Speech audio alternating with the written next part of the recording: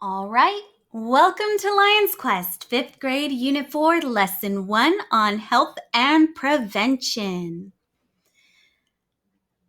Today, you will learn about the ripple effect. In this unit, you will focus on making responsible decisions, healthy choices, and avoiding drug use. Well, you might wonder, why is this important? Well, this is important because actions can have a positive or negative consequence on the people around you. For example, if you do all of your work for school, you can get incentives from your teachers, your parents, and you'll have more time to do things that you would like to do.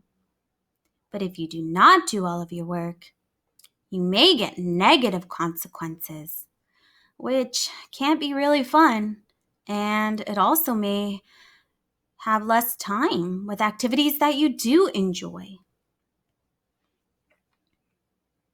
So, what does the criteria for success look like? Well, it looks like being able to define the ripple effect and analyze situations that will cause a ripple effect. So, we're going to go ahead and you'll be given a scenario in a little while in which you'll be asked some questions that will help you analyze the situation and explain how it causes the ripple effect. So, let's discuss what is a drug? What is a problem? What is drug use? And what is a drug problem? Okay, what is a drug problem? As you learn about the ripple effect in this lesson, keep in mind that the definition of the 4 questions previously is what we're going to go over right now. So what is a drug? Well, a drug is a substance that affects the mind and or body. And what is a problem? It is a situation that is harmful and needs to be corrected. So, what is drug use? Well, underage drug use can be alcohol, tobacco, and marijuana, and the use of illegal drugs such as heroin. Also, the inappropriate use of legally obtained substances such as prescription drugs and over the counter drugs. So, whenever you see someone using any substance that changes their behavior or causes them to act differently than you've ever seen them before, that would be drug use.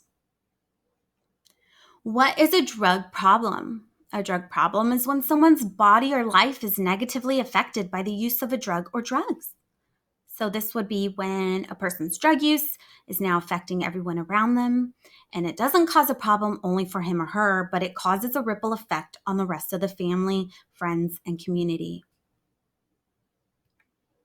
So, let's discuss. Have you heard anyone talk about a drug problem? What about on social media, TV, or from your parents, teachers, or even your friends? So, where were you when you heard about people that you know that may have had a drug problem? Well, the first thing that comes to mind would be social media. This is a big one, guys, because we all have cell phones and apps like Facebook and Snapchat and Instagram and TikTok. And these apps let us know things about people, and they can also tell us about good and bad news. So we might hear it from our parents, our teachers, or even our friends. But of course, we really hear about famous people and all of their problems with drug use on TV and social media. So let's discuss, and why do you think people are concerned about it? Well, when someone's life is negatively affected by the use of drugs, it affects both the person with the problem and the people around that person. So let me give you an example as to what that would look like. Say you have a drug problem. Your family could start worrying about you, and they may be even afraid to talk to you because you get really angry and upset and you yell at them. Your friends might not want to hang around with you because they don't know how to handle your behavior change, or they don't even know how to tell you that you've changed. So they just start pulling away because you're acting different. And then the community, now they're afraid of you because of the crimes you may commit, because you need to get money to get the drugs. Can you see now how one person's drug problem has a ripple effect and affects everyone around them? All right, so we're going to pause right here and we're going to watch a video.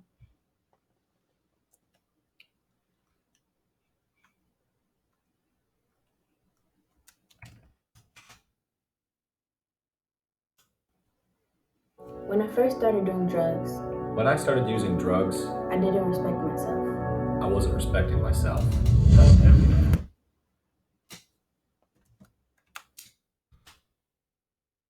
Hi. I'm Ashley. I can tell you're new here. Yeah. Yeah. So I'm gonna give you this. No, that's okay. I don't think you understand. You're gonna take this because that's what it takes to be in the school. All right, we've gone over in processing for the past couple hours. Let's take a break for lunch. Be back at 12:30. What's up, bro? Chris. Hey, Spence. Nice to meet you. Here's my food. Yeah, I gotta wake up. I can help you out with that. Yeah? Yeah. There. That's my friend. Give me some of this stuff, right? Oh, man, I'm Just look at it. Yeah, all right, hey, let's go outside. All right, let's go. Hey, Ashley, I need some of that stuff you gave me today. It's gonna cost you this time. Sure. That's-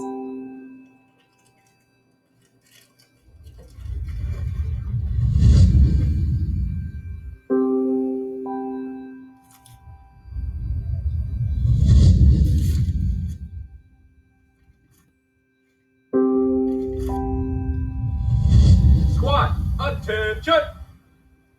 Roll call. PFC Davis. PFC Davis. Does everybody see Davis? Press target.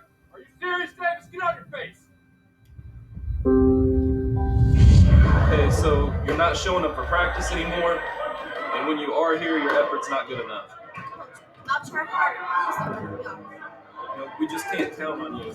I'm sorry, I'm gonna have to let you go.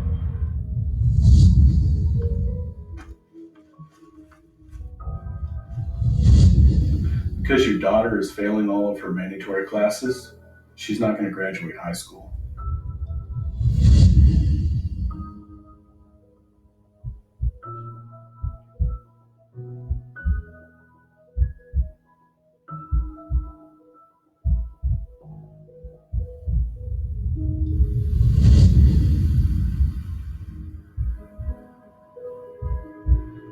You have brought nothing but disappointment to this family. Get out of my house.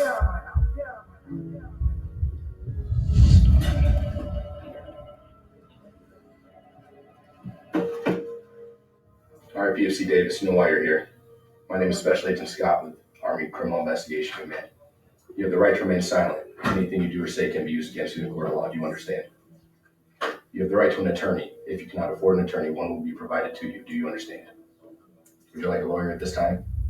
Well, let's get to talking. And when I thought all hope was lost, I made the choice I made the choice to respect myself, to respect myself. to be drug-free.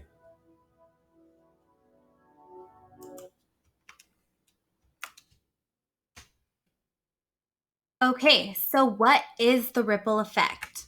Well, a person's actions affect the people around him or her in both positive and negative ways. So, a positive action can lead to a positive effect, while negative actions lead to negative effects. So, when someone chooses to use or abuse drugs, changes can happen to a person's mind and body. This can cause the person to act in ways unlike himself or herself. It may also cause problems for the people around him or her. So, how can someone's actions harm others? Well, drugs can cause a ripple effect, which means that it harms not only the person who is using or abusing drugs, but also those around the person, such as family members, friends, and people in the community. So, if you choose a positive action, you can help the people around you, but if you choose a negative action, you can cause harm to the people closest to you. All right, here we go. We're going to watch another video.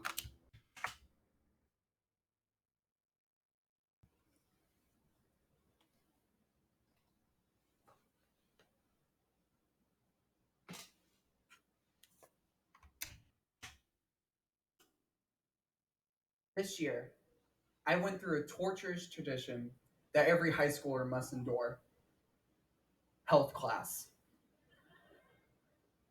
I remember health class very well, and there was one thing that struck me the most about it. It was our unit on substance abuse. I remembered sitting there and the teacher lecturing us about how drugs affected you, how your teeth would start rotting out, or how you would go through withdrawals. But I sat there thinking, that's only part of the story. Today I'm going to tell you the other part of the story. The emotional ripples that substance abuse causes. Think of substance abuse as a rock being thrown into a pond. As it hits the water, it creates a ripple effect. Small waves that get larger and larger as they move further away from the epicenter. My story starts 4 years ago, when my life was simple and there was no ripples in my pond. 4 years ago, I was a happy 12-year-old living the life. I had great grades and I loved going to school, and I was immersed in many activities, especially in performing arts. I had a mother and father who both worked, an older sister who was a senior in high school, and a younger sister whose smile would light up the room. I was never really close with my extended family, but my immediate family, we did everything together. One Saturday morning, I woke just like any other Saturday. I woke to a dark room where the blinds blocked out most of the morning light. But that day wasn't just an ordinary day. My 2 younger cousins were coming to visit. At the time, this struck me as strange, because I've never really seen them outside an occasional family reunion, or the short glimpses I got when I went to my grandparents' house. I mean, I would talk to them, but they didn't even know my name. My mom said that they were staying for the weekend, and we were to make them feel at home. As she said this, red flags started popping up in my head. I had so many questions like, why now and what's going on? But at the time, I just kind of let it go. But soon I would learn this would be the day that would change my life forever. That weekend turned into a week. That week turned into a month. And as I reflect on this time now, I see this is when the ripples were just beginning. Small inconveniences and annoyances. Like, my cousins weren't used to getting up as early as we were for school, and they frequently made us late. Or in the mornings when I would go to pack my lunch and I would reach my hand into the chip bag and there were no more chips. As I look upon this now, these were just the small things. By this time, I could no longer suppress the questions I had inside. And not satisfied with my parents' answers, I started investigating, skulking around while they were having private conversations. This was a point in my adolescence where my entire world perception changed. I overheard my parents talk about how my uncle had been arrested. I was confused, and in my sheltered brain, I thought my family was all above being arrested, that they were all moral people. But sadly, the difference between the world I thought I knew and what it truly was vastly different. I went through this roller coaster of emotions, and eventually, I learned the hardest thing I've heard in my life so far. My uncle was a drug addict, a heroin junkie. I was so overwhelmed with this juxtaposition between the world I thought I knew and the sad reality of what it truly was.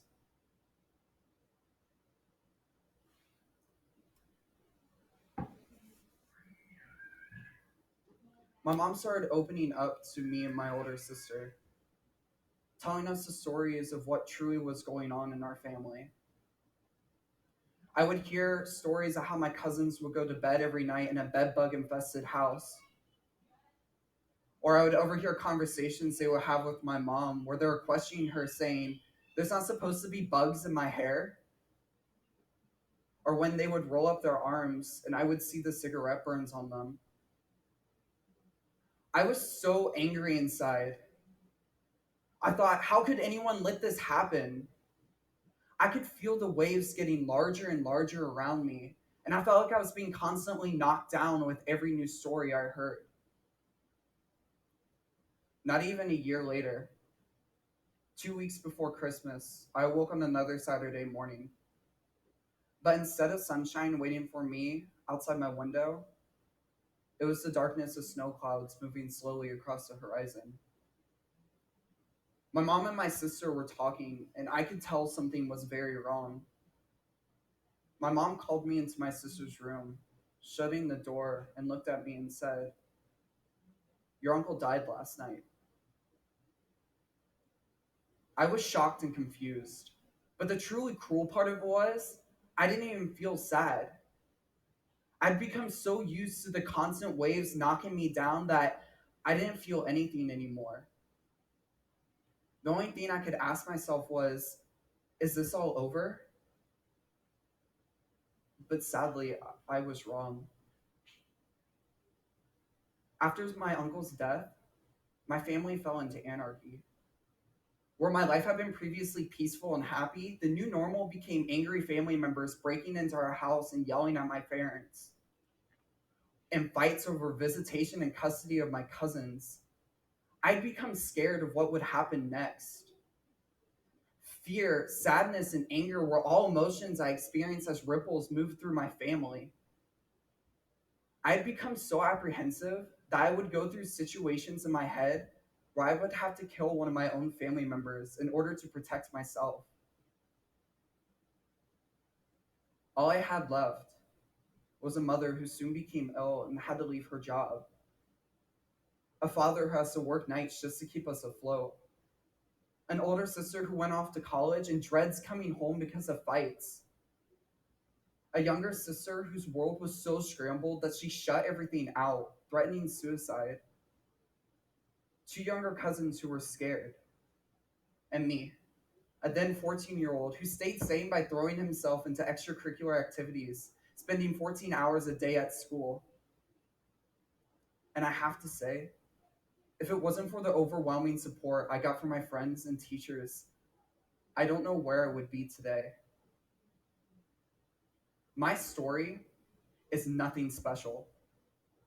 If you talk to thousands of other people who have substance abuse in their families, you will hear the same story.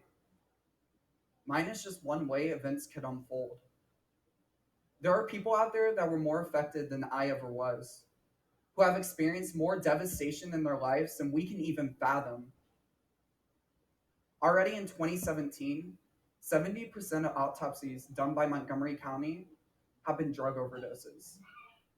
And in 2015 alone, 1,100 deaths in our area were attributed to heroin. We live in a society where we're taught right from wrong, not to do this or that, but rarely do we ever stop and think about what our actions can do to others. Addiction has affected every aspect of my life, and I wasn't even the user. So I want you and every person in this world to think to yourselves is, what are my thoughts affecting? Who are my words and actions affecting? And who are you truly affecting in your lives? Thank you. Okay, so let's practice. We're going to read the following scenario and then analyze it in order to answer these questions. What was the action taken? Was this a positive or negative action? Who was affected by this action? How were they affected, and what might have changed if a different action had been chosen? All right, so here's the scenario. 2 teenagers were killed when their car crashed. The driver had been drinking alcohol before driving. The driver made a negative decision to drive after drinking alcohol. The 2 teens who died in the crash were not the only ones affected by their drug use. When the driver made the decision to drive, he or she caused their own death and of the other teenager. This single decision caused a ripple effect, causing pain and grief to family members of the teenagers and the members of the community. If the driver had chosen not to drive, the teens would still be alive and no one would be grieving. So, analyzing a situation for the ripple effect. What was the action taken? The action taken was driving under the influence. Was this a positive or negative action? This was a negative action taken. Who was affected by this action? Well, the teenagers and everyone around them were affected. Analyzing a situation for the ripple effect. How were they affected? The teenagers were affected by losing their lives, and those around them were affected by suffering grief and pain for family members, friends, and the entire community. What might have changed if a different action had been chosen? The driver's drug use caused death and sorrow. If he or she had chosen differently, it would not have caused pain and suffering for everyone involved. So if you want to limit the negative ripple effects on people around you in the future, think about the consequences of your actions that could affect you and everyone around you. If those teenagers had decided not to drive under the influence, those teenagers would still be alive and all those family members could have avoided all that grief and sorrow. So now that you know about the ripple effect and you've analyzed the scenario successfully, let's extend our thinking to answer these 3 questions. What is the ripple effect?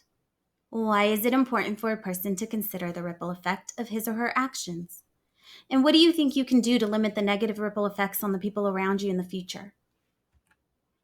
Thank you, 5th graders, for your attention, and we'll talk again soon.